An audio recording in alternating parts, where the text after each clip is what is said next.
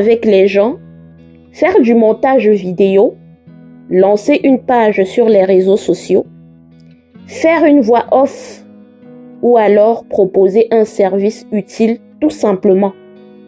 Beaucoup de business ne commencent pas avec des gros capitaux.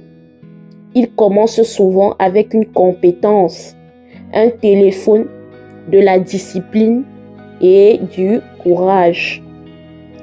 Il faut aussi parler de ceux qui rêvent de changer de ville, de repartir de zéro, de quitter un endroit associé à la souffrance, à l'humiliation, à l'épuisement ou au blocage. Oui, changer de ville peut être une décision spirituelle, émotionnelle et stratégique. Parfois, rester coûte plus cher que partir.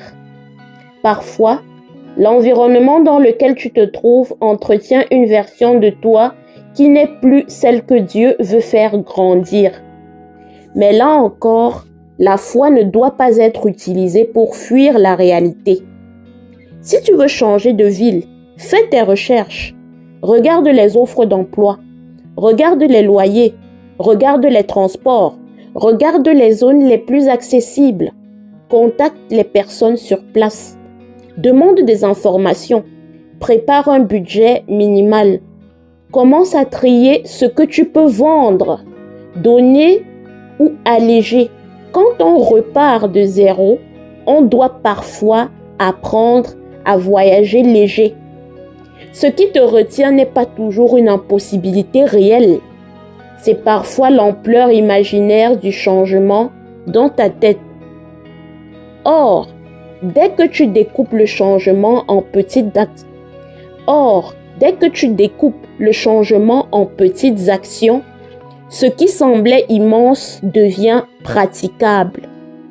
Beaucoup de personnes échouent non pas parce qu'elles manquent de potentiel, mais parce qu'elles vivent dans une dispersion permanente.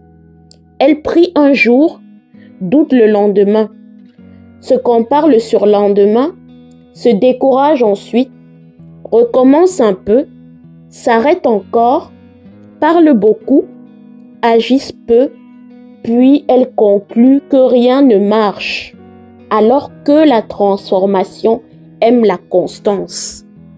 Pas la perfection, la constance. Tu n'as pas besoin d'être extraordinaire pendant 30 jours. Tu as besoin d'être discipliné pendant 30 jours. Tu n'as pas besoin d'avoir une énergie folle chaque matin. Tu as besoin d'avoir des engagements